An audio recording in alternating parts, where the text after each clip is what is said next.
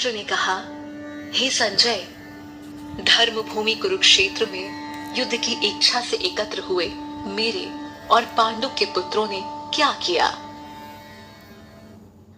संजय ने कहा, पांडव सेना की व्यूह रचना को देखकर राजा दुर्योधन ने आचार्य द्रोण के पास जाकर ये वचन कहे, हे आचार्य, आपके बुद्धिमान शिष्य द्रुपद पुत्र धृष्टद्युम्न द्वारा व्यूह रचना में खड़ी की हुई पांडवों की इस विशाल सेना को देखिए। इस सेना में महान धनुर्धारी तथा युद्ध में भीम और अर्जुन के समान शूर योद्धा हैं, जैसे युयुधान, विराट तथा महारथी राजा द्रुपद, धृष्टकेतु और चेकितान तथा पराक्रमी काशीराज भी हैं। पुरुजित और कुंती भोज ये दोनों भाई तथा मनुष्यों में श्रेष्ठ शैव्य भी है। पराक्रमी युधामन्यु, बलवान उत्तमौजा, सुभद्रा पुत्र अभिमन्यु और द्रौपदी के पुत्र ये सब महारथी हैं। हे द्विजोत्तम, अब हमारे पक्ष में जो विशिष्ट योद्धागण हैं उनको भी जान लीजिए। आपकी जानकारी के लिए अपनी सेना के नायकों के नाम मैं आपको बताता हूं। इसमें स्वयं आप द्रोणाचार्य, भीष्म, कर्ण तथा रणविजयी कृपाचार्य, अश्वत्थामा, विकर्ण एवं सोमदत्त का पुत्र भूरिश्रवा है। अनेक प्रकार के अस्त्र शस्त्रों से सुसज्जित तथा युद्ध में कुशल और भी अनेक शूरवीर हैं, जो मेरे लिए प्राण त्यागने को तैयार हैं। भीष्म के द्वारा रक्षित हमारी सेना असीमित है, किंतु भीम द्वारा रक्षित उनकी सेना सीमित ही है। अपने अपने स्थान पर स्थित रहते हुए आप सब लोग भीष्म पितामह की ही सुरक्षा करें। दुर्योधन को प्रसन्न करने के लिए कुरुवृद्ध पितामह भीष्म ने सिंह के समान गरज कर जोर से शंख बजाया। तत्पश्चात शंख, नगाड़े, ढोल, मृदंग व नरसिंघे आदि एक साथ बज उठे और बड़ा भयंकर शब्द हुआ। उसके बाद सफेद घोड़ों से युक्त महान रथों पर बैठे हुए भगवान श्री कृष्ण और पांडुपुत्र अर्जुन ने दिव्य शंखों को बड़े जोर से बजाया। अंतर्यामी भगवान श्री कृष्ण ने 5 जन्य नामक शंख बजाया। अर्जुन ने देवदत्त नामक शंख और भयानक कर्म करने वाले वृकोदर भीम ने पौंड्र नामक महाशंख बजाया। कुंती पुत्र राजा युधिष्ठिर ने अनंत विजय नामक शंख बजाया।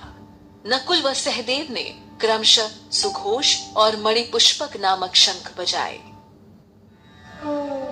महाधनुर्धर काशीराज, महारथी शिखंडी, धृष्टद्युम्न, राजा विराट और अज्ञेय सात्विक।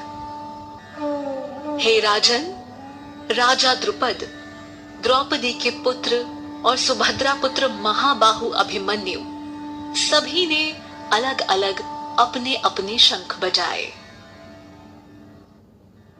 शंखों के उस भयंकर शब्द ने आकाश और पृथ्वी को भी गुंजाते हुए धृतराष्ट्र पुत्रों के हृदय विदीर्ण कर दिए। हे राजन, अब शस्त्रों के चलने की तैयारी हो ही रही थी कि उसी समय कपिध्वज पांडुपुत्र अर्जुन ने अपना धनुष उठा लिया और श्री कृष्ण से बोले। अर्जुन ने कहा, हे अच्युत, मेरे रथ को दोनों सेनाओं के मध्य में खड़ा कीजिए, जिससे युद्ध की इच्छा से खड़े इन लोगों का मैं निरीक्षण कर सकूं कि मुझे इस युद्ध में किनके साथ युद्ध करना है। धृतराष्ट्र पुत्र दुर्बुद्धि दुर्योधन का हित चाहने वाले उन राजाओं को देखना चाहता हूं जो युद्ध करने आए हैं।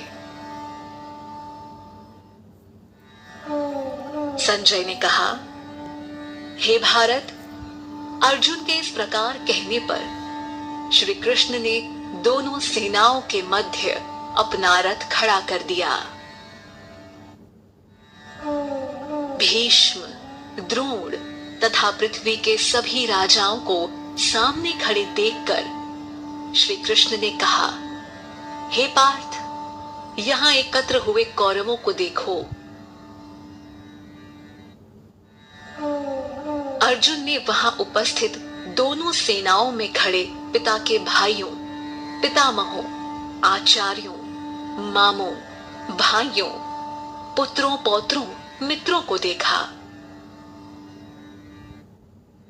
अर्जुन ने दोनों सेनाओं में श्वसुर और शुभ चिंतकों को भी देखा। उन उपस्थित सभी बंधुओं को देखकर उनका मन करुणा से भर गया और वे शोकयुक्त होकर बोले, युद्ध भूमि में अपने ही लोगों को युद्ध के लिए सामने देखकर मेरे अंग शिथिल हो रहे हैं और मुख भी सूख रहा है और मेरे शरीर में कंपन तथा रोमांच हो रहा है। मेरे रोम खड़े हो रहे हैं। मेरे हाथ से गांडीव धनुष छूटा जा रहा है और त्वचा जल रही है। मेरा मन भ्रमित हो रहा है और मुझसे खड़ा नहीं हुआ जा रहा। हे केशव, मैं इसमें अपशकुन देख रहा हूं और युद्ध में स्वजनों को मारकर कल्याण भी दिखाई नहीं दे रहा है।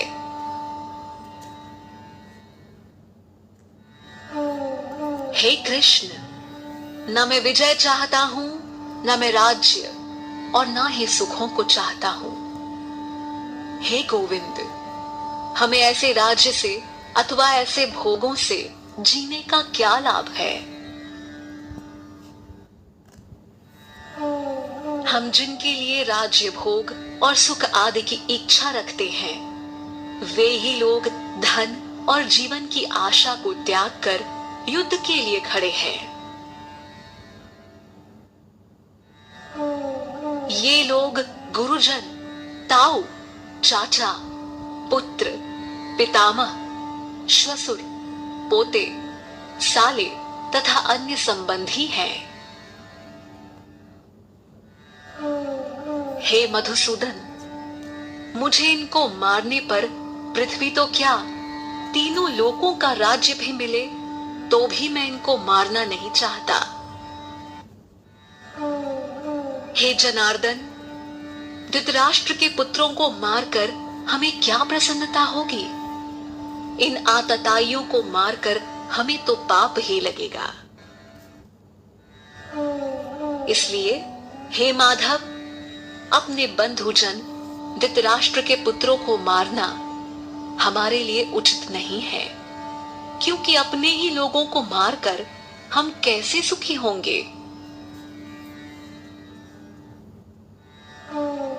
यद्यपि ये लोग लोभ के वशीभूत होकर अपने कुल के नाश होने और मित्र से शत्रुता होने में पाप नहीं देख रहे हैं। हे जनार्दन, हम लोगों को अपने वंश के नाश होने के दोषों से बचने के लिए क्यों नहीं सोचना चाहिए।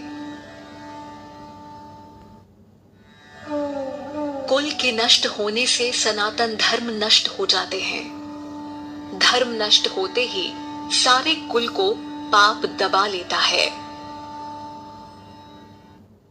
हे कृष्ण, पाप के अधिक बढ़ जाने से कुल की स्त्रियां दूषित हो जाती हैं, और हे वार्ष्णेय, स्त्रियों के दूषित होने पर वर्ण संकर उत्पन्न होता है।